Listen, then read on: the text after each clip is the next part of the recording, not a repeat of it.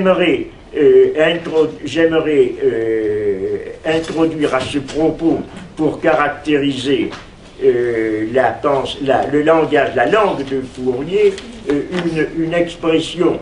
qui m'avait frappé et que j'avais lu dans la réédition d'un livre qui avait été publié chez Léo Cher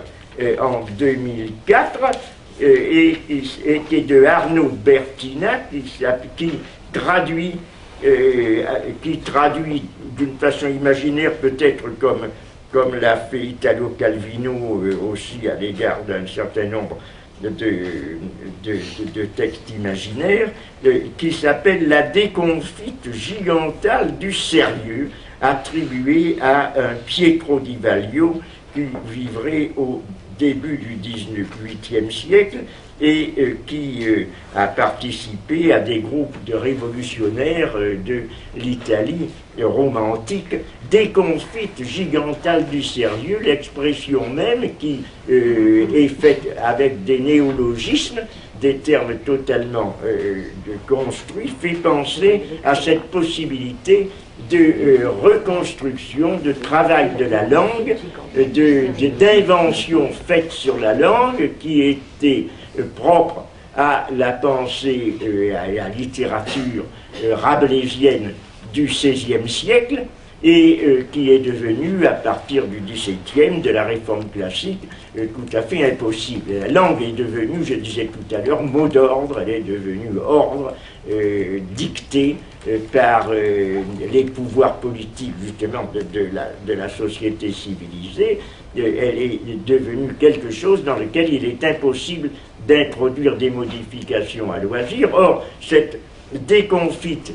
gigantale du sérieux est toujours au centre de la pensée de Fourier. Benjamin, dans l'étude tout à fait, dans les notations tout à fait remarquables qu'il a faites sur Fourier, dans les passages parisiens, mentionne chez Fourier comme qualité fondamentale, d'ailleurs en attribuant également à Karl Marx le mérite de l'avoir signalé, cette puissance critique qu'il y a dans son humour. Et tout ce qu'a écrit Fourier, tout en étant, disons, entre guillemets, profondément sérieux, c'est-à-dire profondément important pour la pensée contemporaine et celle de toute l'ère du capitalisme, de l'économie libérale qu'il a critiquée de fond en comble, et n'est pas sérieuse dans le sens où elle n'est pas effectivement, tout en se disant scientifique, une pensée exprimée dans la langue d'une science. Elle n'est pas exprimée non plus dans la langue d'une politique. Elle a sa langue propre, elle a ses néologismes, elle a ses naïvetés, elle a cette manière tout à fait extraordinaire d'exposer les choses et de décaper le réel. J'en prends, pour revenir sur ce que je viens de dire, à l'envers, c'est-à-dire que je repasse un petit peu à l'envers en remontant sur ce que je disais à l'égard de la possibilité de voir le réel. J'en prends un exemple que je recopie simplement et que je lis, qui est tiré d'un passage dans lequel justement il critique ce qui est un de ses objectifs,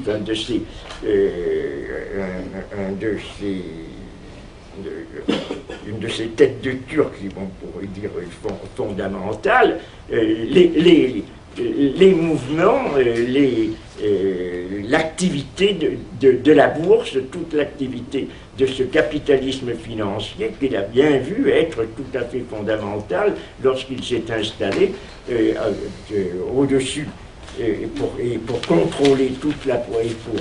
enfermer toute la production dans un réseau inextricable à partir du début du XIXe siècle de l'économie libérale. Aussi en France, écrit-il, contre cette économie politique qui va se greffer là-dessus, aussi en France ne saurait-on penser, parler ni écrire si ce n'est pour le bien du commerce. Le commerce qui, justement, est l'activité fondamentale qui va devenir l'objet de la critique fourriériste et qui utilise les bourses de commerce, les échanges qui se produisent au niveau des actions commerciales, etc., des spéculations, tout ce qui se met en place à cette époque. Déjà Polymnie, muse des chants et des hymnes, sème de fleurs cette nouvelle carrière. Depuis que les gens de lettres se sont pris de belles passions pour l'huile et le savon, il s'agit là d'un commerce encore assez simpliste. Bon, à l'heure actuelle, il faudrait faire des adaptations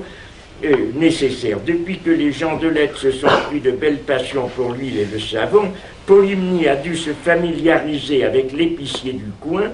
Des expressions fleuries ont remplacé l'ancien langage des marchands, et l'on dit en style oratoire: les sucres, les livres sterling ont fléchi, ont faibli, c'est-à-dire que le change sur Londres est en baisse. Les savons jouent un beau rôle,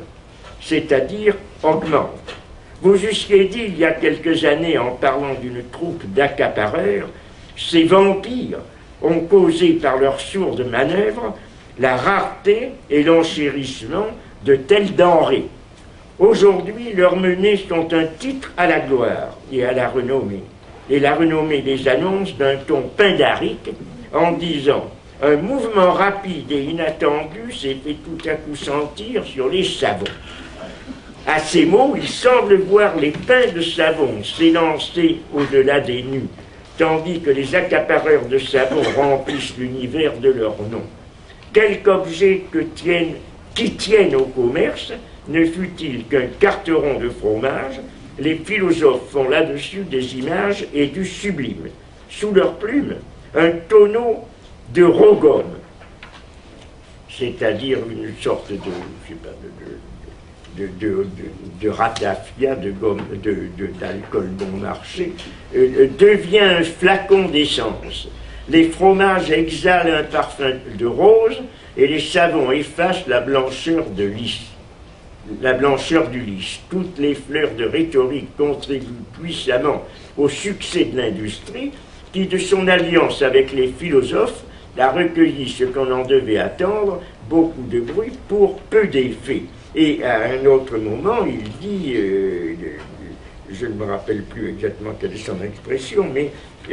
enlever, c'est ça, le vêtement des mots pour aller aux choses. Or, c'est cette décomposition, cette déconstruction, on dirait dans un langage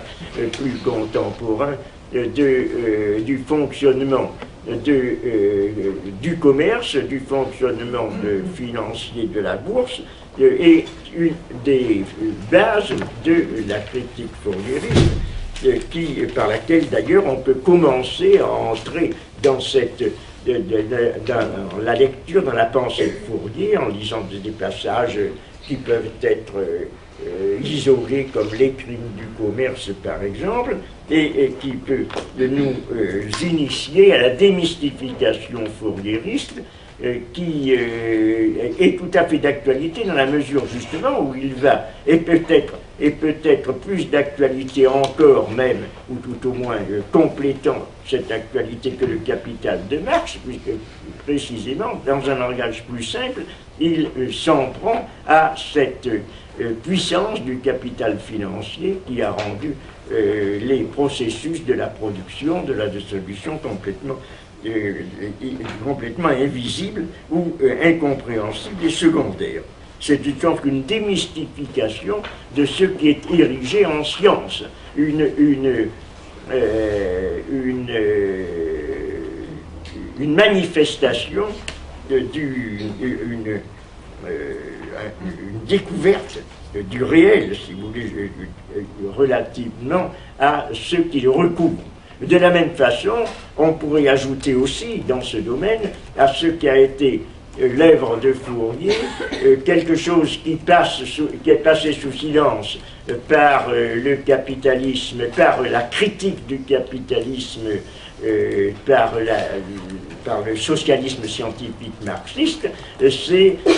ce qu'ensuite, un peu plus tard, on a appelé l'écologie. Fourier, précisément parce qu'il va aux choses elles-mêmes, parce qu'il ne se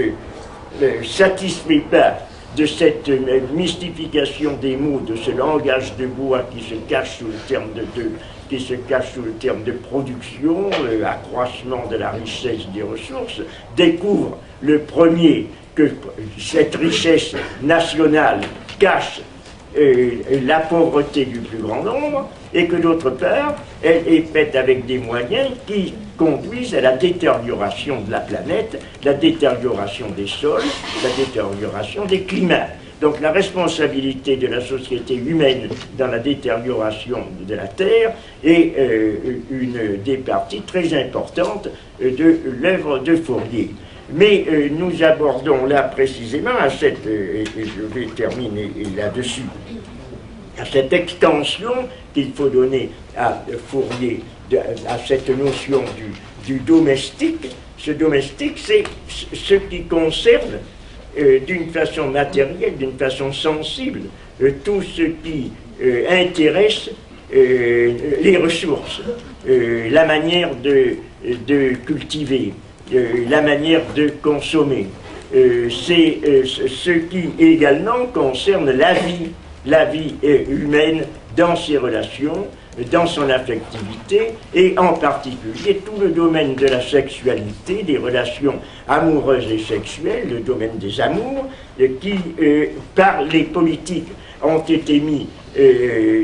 été mis de côté, a été repoussé comme n'intéressant que la vie privée. Donc, ce qui est un des éléments, je crois, fondamentaux également de l'utopie, qui se manifeste d'ailleurs aussi dans des utopies qui ont été écrites au XVIIIe siècle, comme celle de Rétif de la Bretonne, celle de Cyrano de Bergerac, ou celle que l'on peut considérer comme utopie, par exemple, du voyage de Bougainville de Diderot. C'est une critique profonde de la vie sexuelle telle qu'elle est pratiquée. Et ce qui est l'intérêt de la lecture de Fourier, de la méditation sur la pensée de Fourier, c'est précisément que chez Fourier, il y a dès le départ une relation très profonde entre la vie sexuelle et la vie politique, ou tout au moins qu'il n'y a pas de différence entre l'une et l'autre, qu'il y va constamment de l'une à l'autre, que le collectif et le privé se mélangent. Je pense que là, je n'ai pas besoin de mettre les points sur les i pour que l'on voit que le sexuel, depuis un certain nombre d'années, que ce soit aux États-Unis, que ce soit en France, d'une façon très brutale, entre d'une façon totale, dans le champ politique. Et que c'est le fait que les politiques n'ont jamais porté intérêt à ce domaine, qu'on le laisse totalement à l'abri, hors de toute forme de réflexion et de spéculation, que les philosophes ne s'y intéressent pas non plus du tout et ne s'intéressent qu'à la pensée politique, qui fait que l'on se trouve sidéré par cette entrée en force, et on pourrait dire d'une façon profondément ironique, de la sexualité dans l'histoire, qui était considéré comme uniquement auparavant le domaine de la pensée pure, et qui devient habité par des gens dont on s'aperçoit qu'ils sont sexués, et que le système de sexualité qui est pratiqué en civilisation, c'est-à-dire dans notre société, est incompatible avec l'expression des passions. Les attractions passionnelles. Le nouveau monde amoureux, peut-être, est un livre qui est en 2004 et qui est de Arnaud Bertina, qui traduit d'une façon imaginaire, peut-être comme l'a fait Italo Calvino aussi à l'égard d'un certain nombre de textes imaginaires, qui s'appelle La déconfite gigante. J'aimerais introduire à ce propos, pour caractériser le langage, la langue de Fourier, une expression qui m'avait frappé et que j'avais lu dans la réédition d'un livre qui avait été publié chez Léo Chenu à partir du XVIIe, de la Réforme classique, tout à fait impossible. La langue est devenue, je disais tout à l'heure, mot d'ordre, elle est devenue ordre, dicté par les pouvoirs politiques justement de la société civilisée. Elle est devenue quelque chose dans lequel il est impossible d'introduire des modifications à loisir. Or, c'est du sérieux attribué à un Pietro di Vaglio qui vivrait au début du XVIIIe siècle et qui a participé à des groupes de révolutionnaires de l'Italie romantique, déconfite gigantale du sérieux, l'expression même qui est faite avec des néologismes, des termes totalement construits, fait penser à cette possibilité de reconstruction, de travail de la langue, d'invention faite sur la langue qui était propre à la pensée, à la littérature rabelaisienne du XVIe siècle et qui est devenue